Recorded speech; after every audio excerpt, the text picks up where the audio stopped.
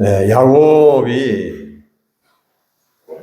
바단 아람 하란에서 메소포타미아 지역에서 자신의 아버지 이삭이 있는 헤브론으로 돌아오는 그 도중에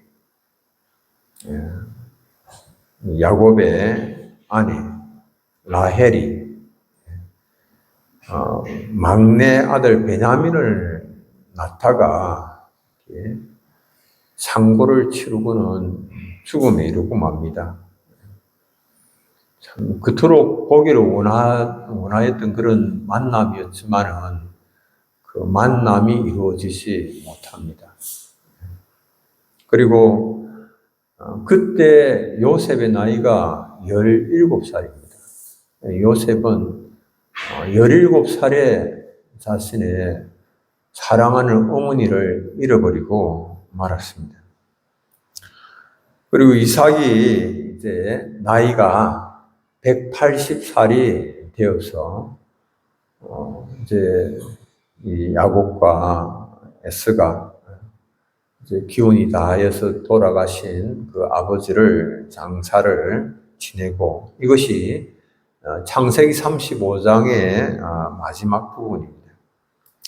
그리고 창세기 36장에는 에스의 자손이 소개가 되고 있고, 창세기 37장은 야곱의 족보가 소개가 되고 있습니다. 야곱의 족보를 소개하면서 이야기의 중심이 이제 야곱에게서 요셉에게로 넘어갑니다. 야곱의 장자는 르우벤입니다. 그런데 르우벤은 아버지의 침상을 더럽혔기 때문에 장자의 명분을 잃어버리고 맙니다. 장자이면서도 장자의 명분을 잃어버리고 맙니다. 그리고 그 장자의 명분은, 야곱의 장자권은 요셉에게로 넘어갑니다. 역대상 5장 1절 2절 이스라엘의 장자 르우벤의 아들들은 이러하니라.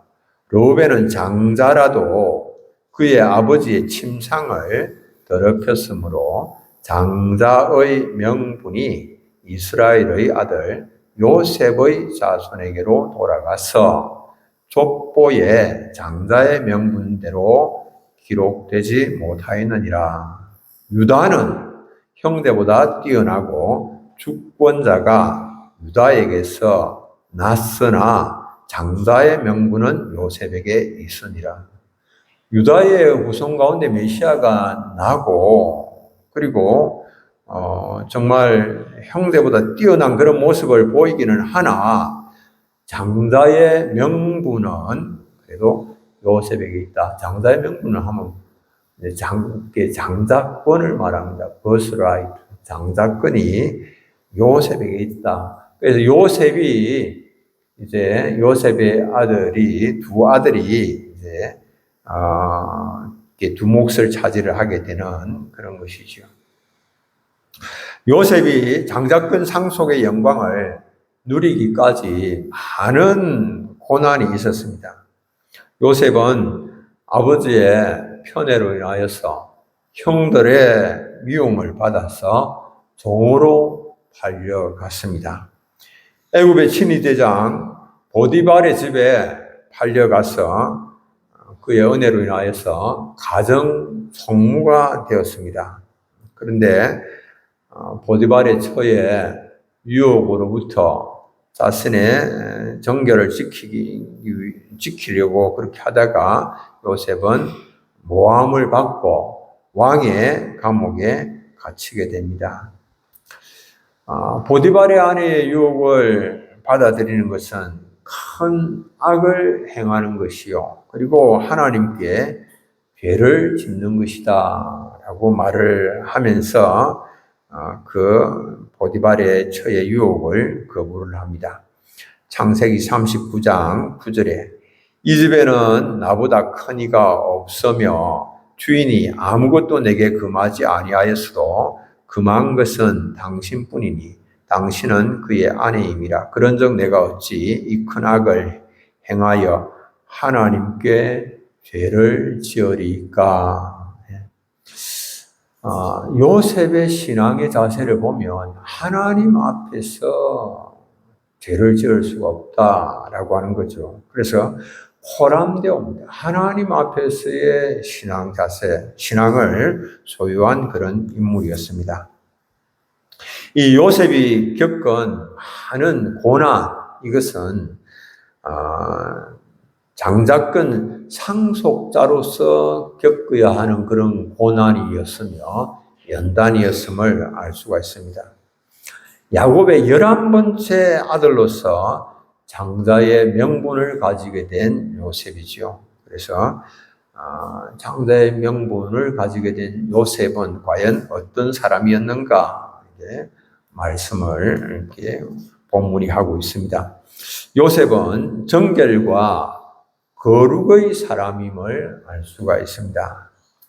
하나님의 나라를 상속하는 사람은 주님을 닮은 사람이어야 합니다. 주님의 나라를 상속받으려고 하면서 주님 전혀 닮지 아니한 엉뚱한 성품을 가진 사람으로서는 가능하지 않죠. 하나님은 내가 거룩하니 너희도 거룩할지어다 라고 말씀을 하십니다. 베드로전서 1장 16절에 기록되었으되 내가 거룩하니 너희도 거룩할지어다 하셨느니라. 헤브론에서 요셉은 17세의 소년으로서 형들과 함께 양을 쳤습니다. 비라와 실바의 아들들과 더불어서 들에서 함께 양을 쳤습니다. 요셉은 형들과 함께 양을 치면서 형들의 잘못을 알게 되었습니다. 그 양들을 치면서 알게 된 형들의 잘못을 요셉이 아버지에게 고합니다. 요셉은 이스라엘이 노년에 얻은 아들이었기 때문에 여러 다른 아들들보다도 야곱이 요셉을 더 사랑하였고, 그리고 요셉에게는 채색 옷을 지어서 입혔습니다. 요셉의 형들은 아버지가 자신들보다도 요셉을 더 사랑하는 것을 보면서 요셉을 미워했습니다. 그리고 요셉에게 편안하게 말을 할 수가 없었습니다. 이런 상황에서 요셉은 아버지에게 형들의 잘못을 지속적으로 계속해서 이야기를 합니다. 이렇게 되면 형들의 미움을 살 것이 뻔한 그런 일입니다. 요셉은 굉장히 총명한 사람이고 영리한 사람입니다. 굉장히 상황 파악이 잘 되는 그런 사람이었습니다. 아버지의 편애에 기고만장하여서 형님들의 잘못을 아버지의 고자질하는 그런 사리분별력이 떨어지는 그런 사람이 아니었습니다. 요셉은 굉장히 영리한 그런 사람이죠. 요셉이 형들의 잘못을 드러낸 것은 가정을 무너뜨리는 그런 죄와 악을 용납할 수 없는 그런 요셉의 신앙 인격 때문이었죠. 그리고 이 죄와 악을 제거함으로 인하여서 가정을 굳건하게 세우고자 하는 그런 마음에서 비롯된 것이었습니다. 형들의 잘못을 아버지에게 고자질함으로 인하여서 어떻게 아버지의 더 많은 신임을 받고자 하는 그런 생각이 아니죠. 형들의 잘못을 아버지에게 고함으로 인하여서 자신이 형들의 미움을 받고 그리고 어려움을 겪게 될 것, 너무나도 뻔한 일이었지만, 그러나 자신이 어려움을 겪게 된다고 해서 그것을 비겁하게 침묵할 수가 없었습니다. 이게 요셉의 마음이었거든요. 이런 의미에서 요셉은 가장 예수 그리스도를 닮은 사람이었습니다. 그리스도를 대표하는 사람이었죠. 예수님도 세상의 악함을 정언하였기 때문에 세상의 미움을 받았습니다. 예수님이 세상을 미움을 받은 것은 예수님께서 이렇게 말씀하십니다. 요한복음 7장 7절에 세상이 너희를 미워하지 아니하되 나를 미워하나니 이는 내가 세상의 일들을 악하다고 정언함이라. 세상이 악한 것을 악하다라고 정언하는 이것 때문에 예수님께서 세상으로부터 미움을 받았다. 예수님 그렇게 말씀을 하신 것입니다. 예수님께서 세상을 구원하시기 위해서 이 땅에 오셨지만은 그러나 사람들이 예수님을 영접하지 아니하고 미워한 것은 예수님께서 세상의 죄와 악을 다 드러내셨기 때문이다라고 말씀을 합니다.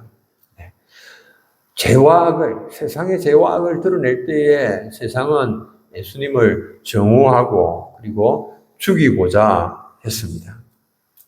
하나님은 정결과 거룩을 사모하는 요셉에게 장자의 명분을 주셨습니다. 참 우리가 하나님의 손에 붙잡혀서 쓰임받기를 원하는 사람이라고 한다면 그러므로 누구든지 자신을 정결하게 하고 더욱더 거룩을 사모함으로 말미암아서 주님의 손에 붙잡힌 바 되어지고 쓰임받는 그런 삶이 되어지기를 바랍니다. 두 번째로는 요셉은 충성되고 헌신된 사람이었습니다. 요셉의 꿈은 하나님께서 주신 것이었습니다. 꿈의 내용은 이렇습니다. 요셉이 형들과 함께 밭에서 곡식단을 먹는데 자신의 단은 일어서고 그리고 형들의 단은 요셉의 단을 둘러서서 이렇게 절을 하는 그런 꿈을 꾸었습니다. 또 요셉이 꿈을 하나 더 꾸었는데요. 이번에는 해와 달과 11별이 자신에게 절하는 그런 꿈이었습니다. 이 꿈을 듣고는 아버지 야곱은 나와 내 어머니와 내 형들이 참으로 가서 땅에 엎드려 너에게 절하겠느냐고 했습니다. 이 꿈, 요셉이 꾼 꿈이 하나님께서 요셉에게 주신 꿈인가 하는 것을 어떻게 알 수 있는가? 요셉은 동일한 내용의 꿈을 두 번이나 겹쳐 꾸었습니다. 이 동일한 내용의 꿈을 두 번이나 겹쳐 꾼 이것은 이 꿈이 하나님께로부터 온 것이요. 그리고 이 꿈이 속히 이루어질 것의 표시입니다. 요셉이 나중에 바로의 꿈을 해석을 할 때에 꿈을 두 번 겹쳐 꾼 것의 의미를 설명을 했습니다. 창세기 41장 32절에 바로께서 꿈을 두 번 겹쳐 꾸신 것은 하나님이 이 일을 정하셨습니다. 하나님이 속히 행하시리니. 두 번 동일한 꿈을 겹쳐 꾼 것은 하나님께서 이 일을 정하신 것이요. 그리고 이것이 속히 이루어질 표시이다라고 하는 겁니다. 요셉은 야곱이 91살 노년에 자신이 사랑하는 아내 라헬에게서 난 첫 번째 아들이었습니다. 그래서 요셉을 향한 특별한 사랑으로 채색옷을 지어서 입힙니다. 채색옷은 아무나 입는 것이 아닙니다. 이 아버지의 특별한 사랑을 받고 있다라고 하는 표시였습니다. 그리고 그 채색옷이 또 낡아지면 그때마다 새롭게 또 채색옷을 만들어서 입혔습니다. 요셉에 대한 특별한 사랑의 표현이죠. 그러나 이 요셉은 아버지가 자신을 그렇게 특별하게 사랑을 한다고 해서 아버지의 그 사랑에 기대어서 자신의 꿈을 이루려고 하지는 않았습니다. 아버지의 사랑에 기대어서 그냥 빈둥거리거나 방탕한 삶을 살지 않았습니다. 17살의 이 요셉은 형들과 함께 양을 쳤습니다. 아버지의 사랑을 힘입어서 일할 때에 특별한 대접을 받을 그런 생각을 하지도 않았고 요구하지도 않았습니다. 오히려 다른 형제들보다도 더 충성스럽고 더 아버지의 명에 순종적인 그런 모습을 보였습니다.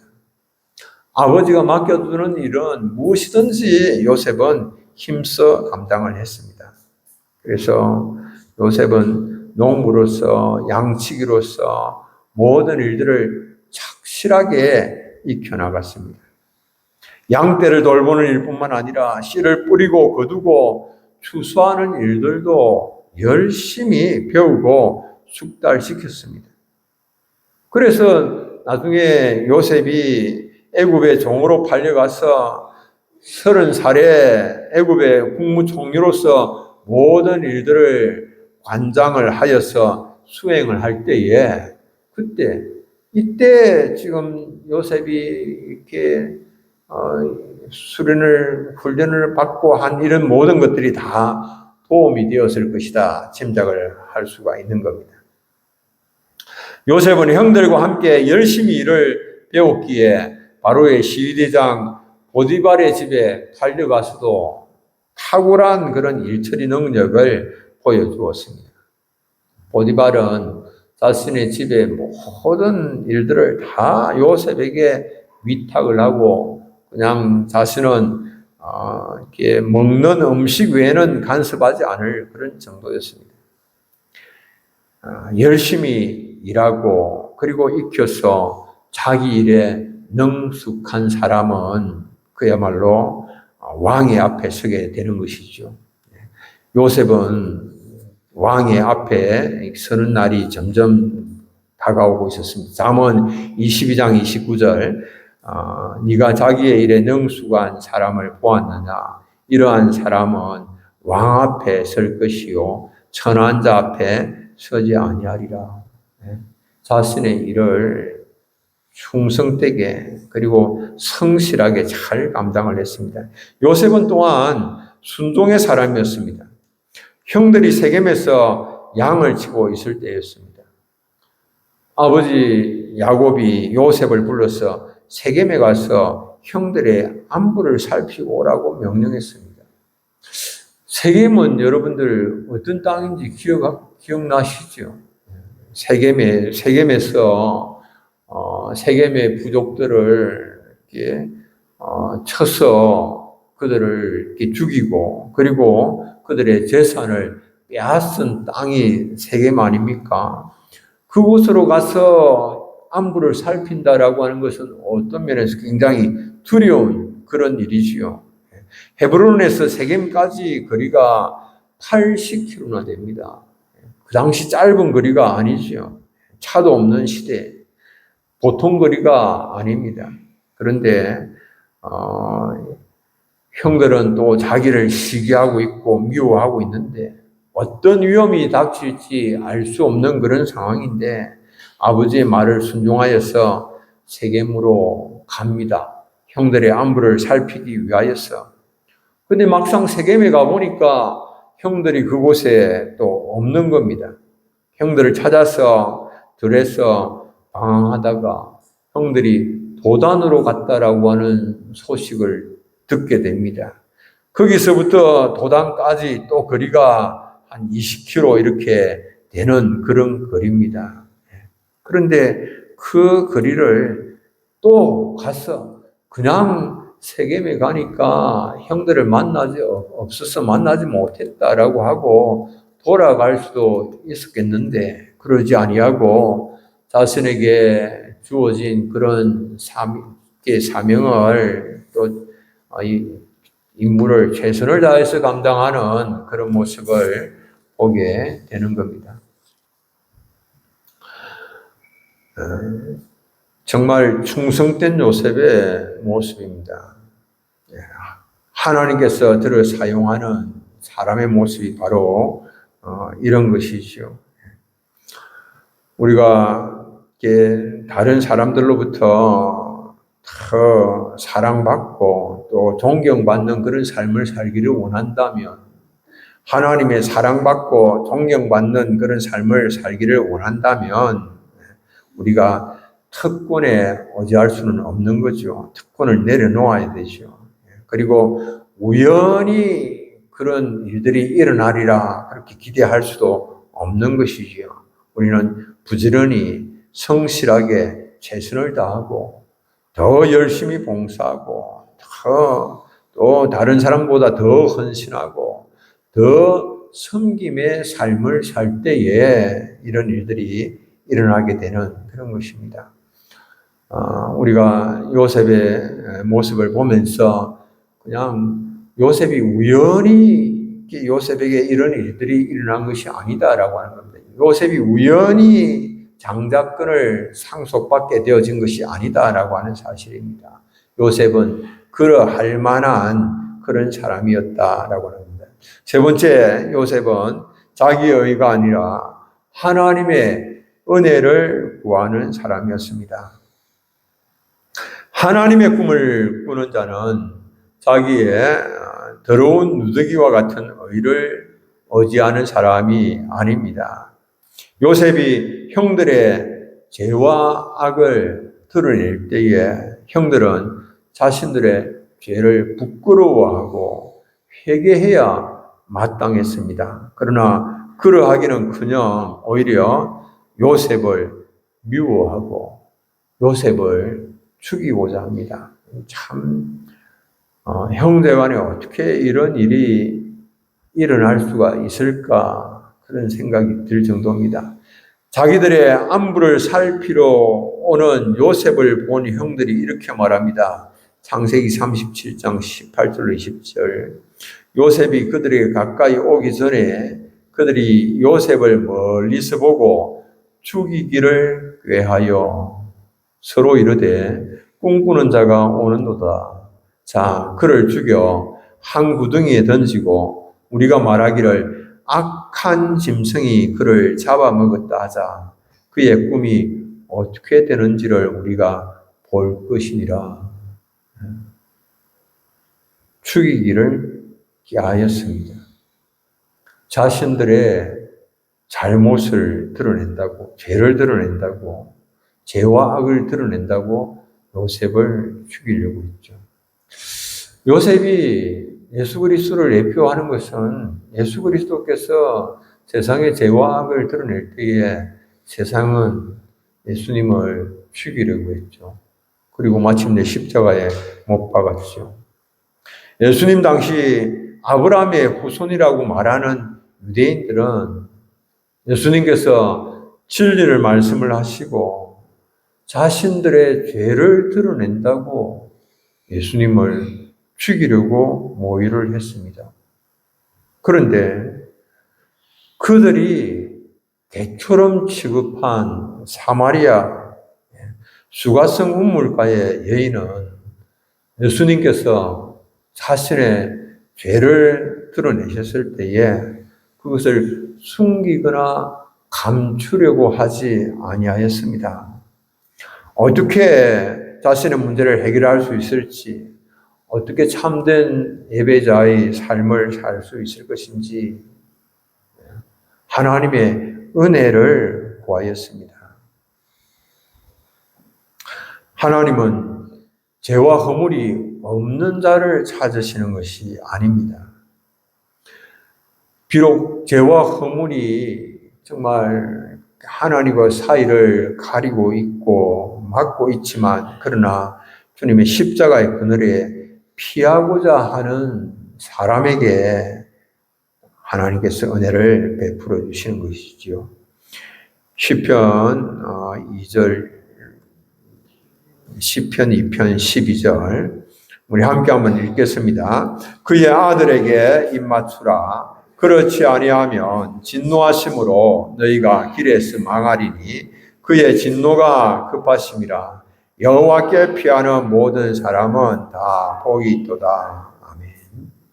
하나님은 허물을 감추려는 자가 아니라 하나님의 은혜를 구하는 자에게 자신을 드러내십니다. 말씀이 자신의 제약된 모습을 드러낼 때에 우리가 하나님 앞에서 고백해야 될 것은 나는 먼지와 같은 자이며 나는 벌레와 같은 자임을 고백하는 것입니다. 그리고 더욱 형벌에 처해질 수밖에 없는 자임을 고백하면서 하나님 앞에 무릎을 꿇는 것입니다.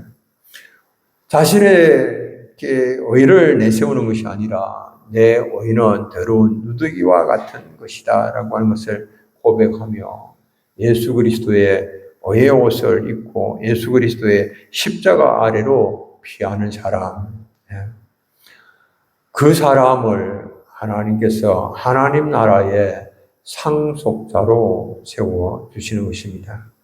어떤 경우에도 우리가 십자가를 놓쳐서는 안 됩니다.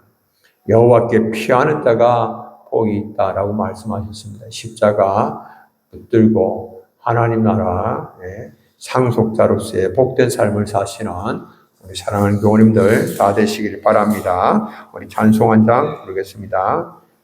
455장 주님의 마음을 본받는 자.